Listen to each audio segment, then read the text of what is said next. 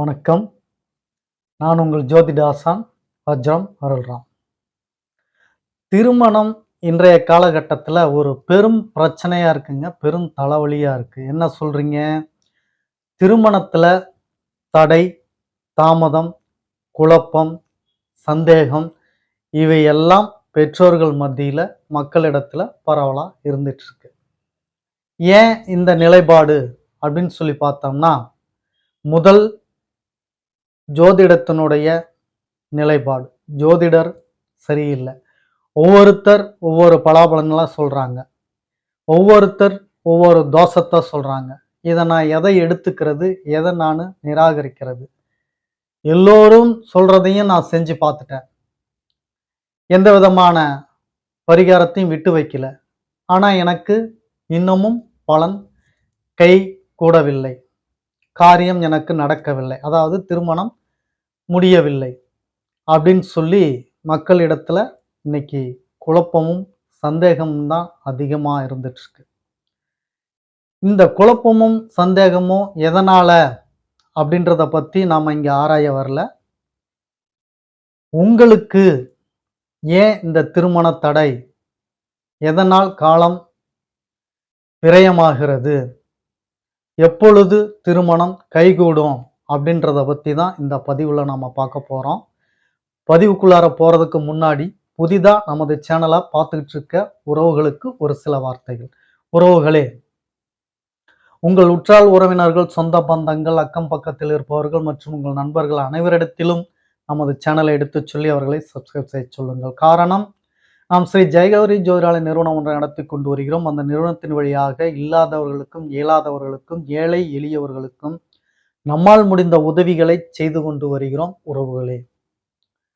அது மட்டுமல்லாது இறை தொண்டுகள், ஆலய பணிகள், ஹோமம் வளர்ப்பது, வேலி வளர்ப்பது, இது போன்ற நற்காரியங்களையும் நாம் செய்து கொண்டு வருகிறோம். நாம் செய்யும் இந்த செயல்களினால் கிடைக்கப் பெறக்கூடிய புண்ணியங்கள் அத்துணையும் கௌரி ஆன்மீக சேனலின் பார்வையாளராக இருக்கக்கூடிய உங்களுக்கும், உங்களை சார்ந்தவருக்கும் இந்த புண்ணியம் கிடைக்கும் என்பதில் மாற்று கருத்து வேண்டாம் உறவுகளே. எனவேதான் சொல்கிறேன், எல்லோரிடத்திலும் எடுத்துச் சொல்லி அவர்களை சப்ஸ்கிரைப் செய்ய சொல்லுங்கள்.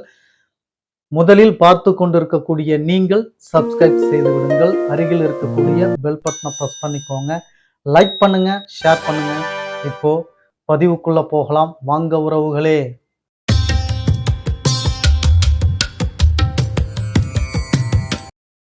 உறவுகளே, இந்த திருமணம் தடை, திருமணம் தோஷம் அப்படின்றது எதனால நிகழுது அப்படின்னு சொல்லி பார்த்தீங்கன்னா, முதல்ல நீங்க உங்களுடைய ஜாதகம் சரியாக கணிக்கப்பட்டதா அப்படின்றத தெரிஞ்சுக்கோங்க.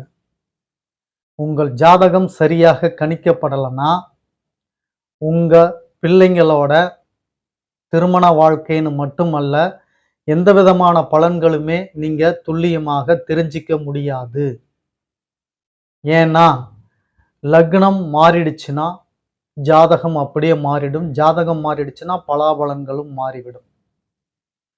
எனவேதான் முதலில் உங்கள் ஜாதகத்தை துல்லியமாக கணித்திருக்கிறார்களா என்பதை சரிபார்த்து கொள்ளுங்கள். எப்படி சரிபார்த்து கொள்வது அப்படின்னு சொல்லி பார்த்தீங்கன்னா,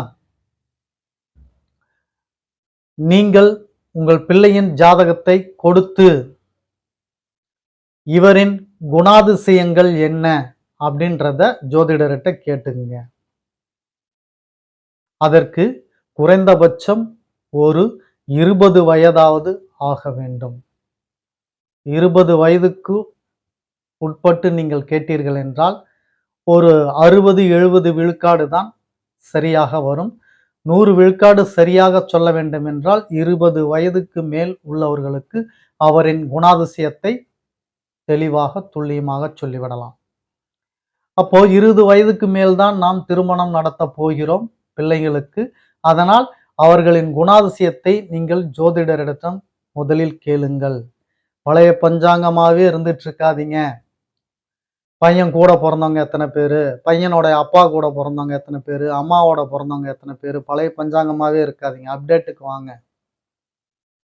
என் பையன் கேரக்டர் என்ன அப்படின்னா, உங்க பையனுடைய கேரக்டர் தெரிஞ்சுச்சுன்னா, அது உங்களுடைய ஜாதகத்தினுடைய நிலைப்பாடு கிளியர்.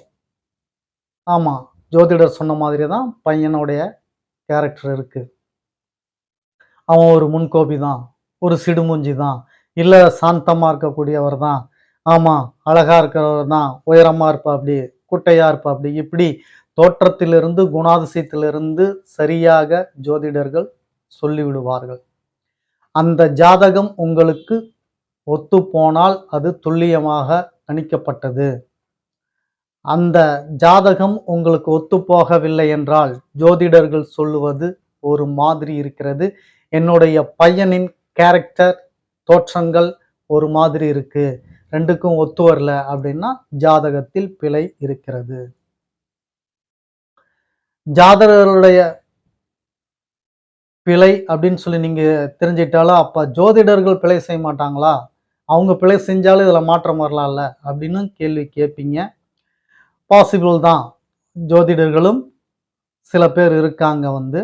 அது மறுக்க முடியாது தான்.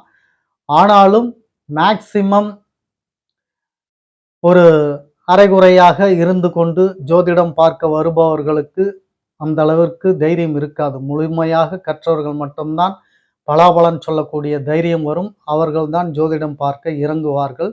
அரைகுறையாக தெரிந்தவர்கள் அந்த மனநிலை வராது. அவர்கள் ஜோதிடம் பார்க்க முடியாது. அப்படியே அவர்கள் சொன்னாலும் அவர்கள் பலாபலன் சொல்லும் விதத்தில் நீங்களே தெரிந்து கொள்ளலாம். தட்டு தடுமாறுவார்கள், மாத்தி பேசுவார்கள். இப்படி அதிலே நீங்கள் தெரிந்து கொள்ளலாம். இவர் ஜோதிடத்திற்கு புதிது என்று. எனவே ஜாதகம் துல்லியமாக எழுதப்பட்டதா அப்படின்றத முதல்ல பார்த்துக்கலாம். ஜாதகம் சரி அப்படின்னா ஜோதிடர்கள் சொல்லும் கருத்துக்களும் சரியாக இருக்கும். சரி, பொதுவாக ஜோதிடத்தில் தடை தாமதம் எதனால் ஏற்படுகிறது அப்படின்னா, நீங்களே பார்த்துக்கலாம், நீங்களே தெரிஞ்சுக்கலாம். ஒரு 3 விஷயத்தை உங்களுக்கு நான் சொல்லிக் கொடுக்கிறேன். நீங்களே ஜாதகத்தை பிரித்து வைத்து நீங்களே தெரிந்து கொள்ளலாம். முதலில் 7ஆம் இடத்தில் சனி பகவான் இருக்கிறாரா? உங்க பிள்ளைகளோட ஜாதகத்துல நீங்க பார்த்துக்கோங்க. 7ஆம் இடத்தில் சனி பகவான் இருக்கிறாரா? ஆமாம் இருக்கிறாரு. ஆனா கல்யாணம் ஆயிடுச்சே என் பையனுக்கு, என் பிள்ளைக்கு அப்படின்னீங்கன்னா, அதற்கு சுபகிரகத்தின் பார்வை இருந்திருக்கும். அல்லாவிட்டால் குருவின் பார்வை, குறிப்பாக குருவின் பார்வை இருந்திருக்கும். குரு பார்வை இல்லாவிட்டால் கட்டாயம் தாமதமாகத்தான் திருமணம் நடக்கும். 7ல் சனி பகவான் அமர்ந்தார். சரி, அடுத்தது அதே 7ல் சந்திர பகவான் அமர்ந்திருந்தால் இதுவும் கட்டாயம் தாமதமாகத்தான் திருமணம் நடக்கும். 7ல் சந்திரன் அமர்ந்திருந்தால் இதற்கு ஒரு விளக்கமும் தரலாம். தாயாரால் தான் இந்த திருமணம் தாமதிக்கப்பட்டு கொண்டே வரும், தடைபட்டு கொண்டே வரும்.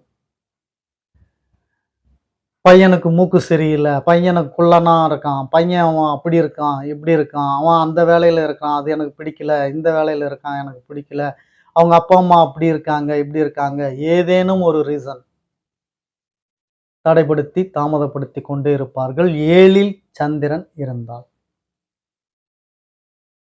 அதே போல 7ல் ராகு சுக்கிரன் இருந்தால் இளம் வயதிலேயே திருமணம் நடந்து விவாகரத்தும் ஆகிவிடும். அதன் பிறகு இருதாரமா அல்லது திருமண அமைப்பு இருக்கிறதா என்பதெல்லாம் ஜாதகத்தை ஆய்வு செய்த பிறகுதான் தெரியும். ஆனால் 7ல் ராகு கேதுகள் இருந்தால் இளம் வயதில் திருமணமாகி விவாகரத்து ஆகிவிடும். இந்த 3 விஷயத்தையும் நீங்கள் கட்டாயம் தெரிந்து வைத்துக் கொள்ளுங்கள். திருமணம் தடை தாமதம் ஏற்படுகிறது என்றால் உங்கள் பிள்ளைகள், உங்கள் பையனோ பொண்ணோ உங்களுடைய ஜாதகத்தில் இந்த நிலைப்பாடு இருந்தால் கட்டாயம் அவர்களுக்கு தாமத திருமணம் தான் நிகழும் என்பதில் மாற்று கருத்து வேண்டாம் உறவுகளே. அப்போ இதுக்கு என்ன செய்யலாம்? இதற்கு பரிகாரம் என்ன? எப்போதுதான் திருமணம் நடக்கும் அப்படின்னு சொல்லி இத்தனை கேள்விகளும் உங்களுக்குள்ளார எழலாம். உங்களது ஜோதிடரை பாருங்கள். அவர் உங்களது கேள்வி அத்தனைக்கும் பதிலளிப்பார். மேற்படி கூறிய சந்தேகத்தை தாண்டி வேறு ஏதேனும் உங்களுக்கு சந்தேகங்கள் இருந்தால் கமெண்ட்ல சொல்லுங்க, கேளுங்க. எப்போ நீங்க கமெண்ட் பண்ணாலும் உங்களுக்கு பதில் கொடுக்க தயாராக இருக்கிறேன். இந்த திருமண தடை தாமதம் என்பது இன்றைய காலகட்டத்தில் மிக அதிகமாக இருக்கக்கூடிய ஒரு பிரச்சனையாகத்தான் இருக்கிறது. அதற்கு தீர்வு உங்கள் ஜாதகத்திலேயே இருக்கிறது. தீர்வுகள் இல்லாத ஒரு நிலை அப்படின்றது கிடையாது. எல்லா பிரச்சனைக்குமே, எல்லா நிகழ்வுக்குமே ஒரு தீர்வுகள் உண்டு. அந்த தீர்வுகள் எப்பொழுது, எங்கே என்பதுதான் இங்கு கேள்விக்குறியாக இருக்கிறது. அதை கண்டுபிடித்து சொல்வதுதான் ஜோதிடர்கள். எனவே உங்களது பிள்ளைகளின் ஜாதகத்தில் இது போன்று இருந்தால் நீங்கள் பயப்பட வேண்டாம். உங்களது ஜோதிடரை நாடுங்கள். உங்களுக்கு ஏதேனும் சந்தேகம், கேள்விகள் இருந்தால் கீழே கமெண்ட் பண்ணுங்க. ஒரு சிறப்பான பதிவை உங்களுக்கு இன்று கொடுத்த மகிழ்ச்சியில் மீண்டும் அடுத்த பதிவில் உங்களை சந்திக்கும் வரை உங்களுக்கு நன்றி, வணக்கம் சொல்லிக் கொள்கிறேன் உறவுகளே.